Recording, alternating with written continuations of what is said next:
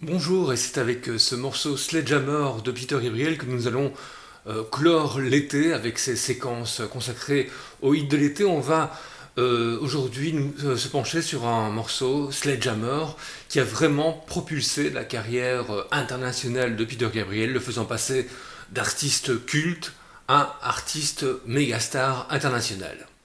Bonjour tout le monde, et oui Laurent, nous allons parler aujourd'hui de la réalisation du morceau Sledgehammer de Peter Gabriel, essentiellement réalisé dans ses propres studios. Alors peut-être avant de parler directement de ce morceau Sledgehammer ainsi que de l'album So sur lequel on retrouve ce titre, quelques mots sur la carrière de Peter Gabriel avant la sortie de cet album majeur. Vous dire que évidemment Peter Gabriel est associé à l'histoire de Genesis en tant que premier chanteur du groupe. Il va dans les années 70 sortir de nombreux albums plutôt dans un courant qu'on appellera le rock progressif, avec comme album, je vais dire, qui va vraiment le plus être personnel, le plus être en tout cas consacré à l'œuvre de Gabriel, sera l'album The Lamb Lies Down on Broadway en 1975, qui sera aussi le dernier album qu'il signera avec Genesis avant de claquer la porte. En fait, Peter Gabriel à ce moment-là a envie de liberté, il a aimé évidemment beaucoup travailler avec Genesis, il a pu expérimenter pas mal de choses, on repense notamment à que Genesis a toutes ces tenues assez extravagantes, ce maquillage extrêmement important, quand il incarnait différents personnages sur scène. Alors ce sont des choses qui ne plaisaient pas toujours trop aux autres musiciens de Genesis pour le côté un petit peu extravagant. Et donc en cette année 75, eh bien, Gabriel sent un manque de liberté et finit, après ce chef-d'œuvre double album qu'est The Lamb Lies Down on Broadway, par claquer la porte pour lancer sa propre carrière solo, ce qu'il fera en 77 avec un premier album, très très bon album, produit notamment par Bob Ezrin qui sera le grand producteur de l'album The Wall de Pink Floyd 2 ans plus tard en 79, mais qui aura aussi propulsé les carrières d'Alice Cooper, qui aura produit l'album Berlin pour Lou Reed, et donc avec ce premier album solo de Peter Gabriel en 77, eh bien c'est un nouveau chapitre de l'histoire de Gabriel qui commence à ce moment-là, et vont s'enchaîner entre 77 et 82 quatre albums qui ne portent pas de nom. En fait ils s'appellent tous Peter Gabriel.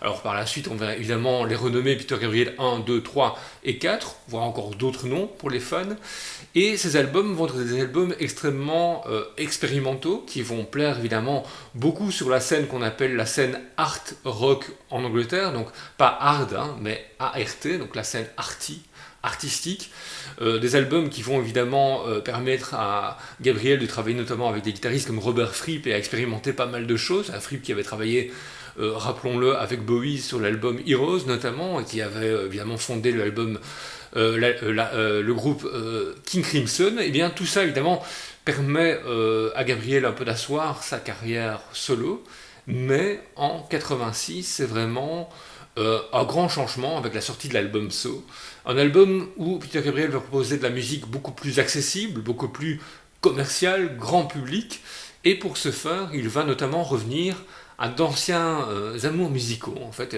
qu'on n'imaginait pas trop, parce que quand on écoute Peter Gabriel sur ses premiers albums solo, ou encore dans sa carrière dans sa carrière avec Genesis, eh bien, on n'imagine pas que le jeune Peter Gabriel a grandi en étant un grand fan de musique soul, de musique rhythm and blues, et notamment un grand fan d'Otis Redding. Otis Redding, qui a été une grande influence pour Peter Gabriel, mais qui n'avait jamais vraiment trop visité ce type d'influence, ce qu'il va faire ici évidemment avec brio sur l'album So et sur ce morceau Sledgehammer. L'album So où il va notamment pouvoir inviter un trompettiste qui a joué avec Otis Redding, ce qui sera évidemment pour lui un grand plaisir. Album So sur lequel on retrouve pas mal d'invités. On retrouve notamment dans les chœurs Jim Kerr de Simple Minds. On retrouve à la batterie sur un titre Stewart Copeland de Police. Évidemment, on retrouve l'équipe de Peter Gabriel avec le guitariste David Rhodes, le bassiste Tony Levin, Il y a aussi évidemment le batteur français Manu Katché qui travaille à ce moment-là aussi bien dans la production britannique que dans la production française, grand batteur de jazz aussi. Jerry Marotta, autre fidèle de Peter Gabriel qui sera là aussi à la batterie. Bref, une équipe absolument incroyable pour réaliser cet album qui va propulser la carrière solo de Gabriel et lui permettre évidemment par la suite de jouer dans des salles gigantesques à travers le monde grâce au succès de cet album So. Alors un mot évidemment sur Sledgehammer, le morceau qui nous occupe ici avant de passer évidemment à la parole à Pierre pour le côté plus technique. Ce morceau, Sledgehammer, c'est un hommage vraiment à cet amour pour la musique soul et rhythm and blues que Gabriel écoutait quand il était enfant et jeune ado. Eh bien, ici, Gabriel va aussi glisser quelques allusions très sexuelles, ce sledgehammer, ce marteau de forgeron, ou encore ce train qui entre sans cesse dans le tunnel. Vous imaginez à quoi ça peut faire référence, tout comme les abeilles qui butinent, évidemment, ce morceau Sledgehammer est plein d'allusions sexuelles qui seront aussi évidemment déclinées dans un clip vidéo qui va vraiment faire partie de la grande histoire des meilleurs clips en fait de l'histoire du rock et de la musique pop, puisque ce clip va être décoré maintes et maintes fois. Il va recevoir plus d'une dizaine de décorations, ce qui est assez rare pour un clip vidéo, notamment grâce à l'utilisation de pas mal d'images de synthèse, de techniques de slow motion et pas mal de choses qui sont évidemment extrêmement novatrices pour l'époque. Quand on regarde le clip aujourd'hui, eh bien ça passe toujours pas mal. Évidemment, les technologies ont beaucoup évolué et ça paraît pour certaines choses au niveau des effets spéciaux un petit peu dépassé, mais c'est un clip qui va faire évidemment beaucoup parler de lui à sa sortie et permettre aussi à ce morceau Sledgehammer d'être encore plus représenté, encore plus diffusé, notamment sur la chaîne américaine et européenne par la suite MTV, et qui permettra évidemment à ce morceau de connaître ce succès gigantesque. Donc voilà, un petit peu en quelques mots comment se passe la création de cet album So et ce morceau Sledgehammer, et je laisse la parole à Pierre pour le côté plus technique. Eh bien oui Laurent, donc au niveau de la réalisation technique de ce morceau Sledgehammer, eh bien on sait que les sessions vont avoir lieu essentiellement donc, dans la maison de Peter Gabriel, l'Ashcombe House, qui est une maison de campagne transformée en studio, en une sorte de home studio évidemment, avec tous les moyens que Peter Gabriel a à sa disposition. Pour ce faire, eh bien, ils vont installer une console SSL dans le studio. On sait que les consoles SSL à l'époque, dans les années 80, sont véritablement les consoles de référence qui commencent à équiper la plupart des studios.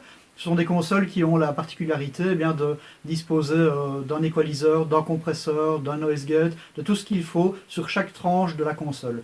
Et donc ça va permettre de faire un travail efficace au niveau du traitement du son et surtout au niveau du mixage.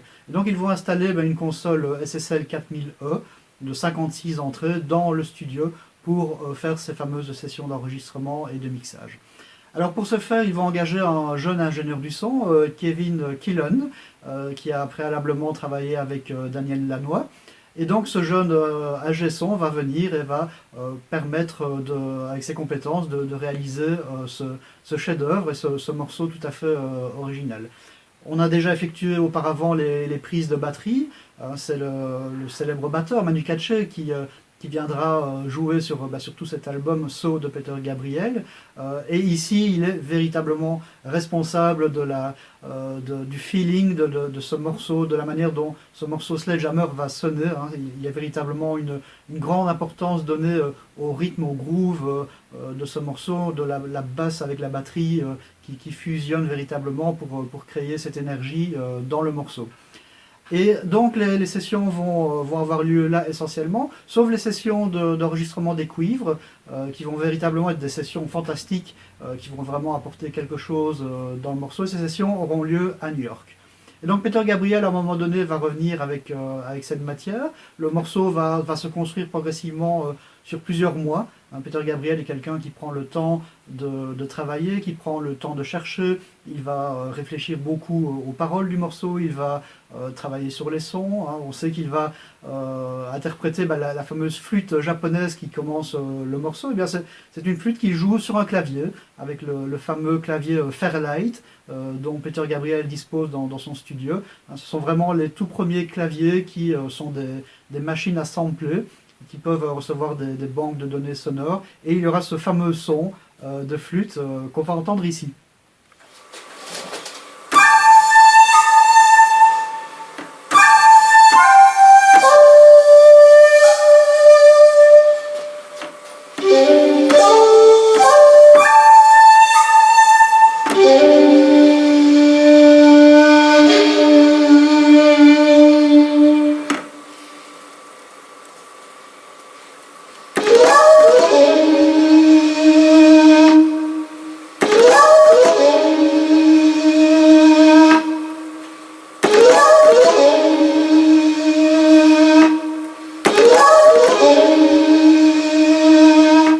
Voilà, un son reconnaissable entre tous.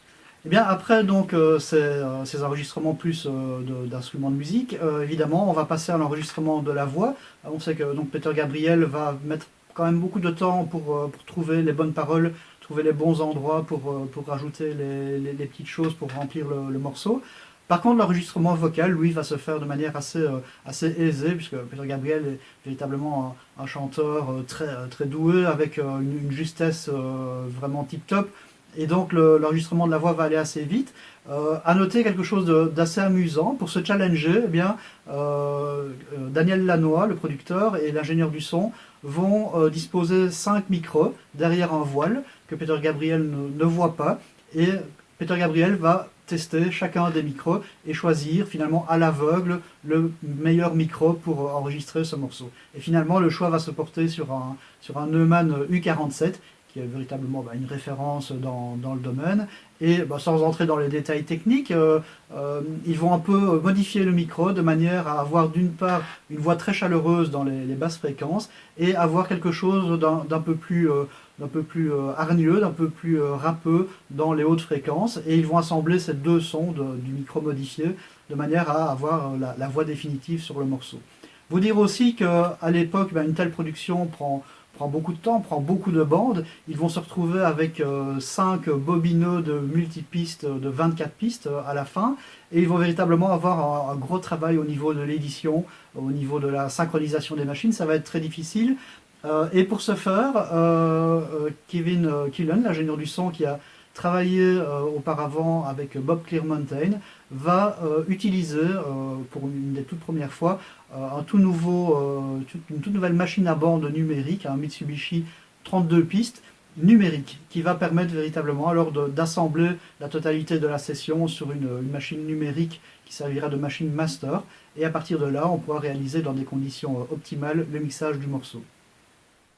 Voilà, merci Pierre pour tous ces détails plus techniques, et vous les avez écoutés avec nous. Il y a pas mal de choses évidemment très intéressantes au niveau de l'utilisation des synthétiseurs, au niveau de l'utilisation de pas mal de nouvelles technologies sur cet album So. Nous, on se donne rendez-vous à la rentrée pour revenir sur un nouveau cycle sur l'histoire du rock. L'été se termine tout doucement. On se retrouve donc en présentiel, comme on dit aujourd'hui, très prochainement à la bibliothèque des Chiroux. Et d'ici là, je vous souhaite de passer une bonne fin d'été.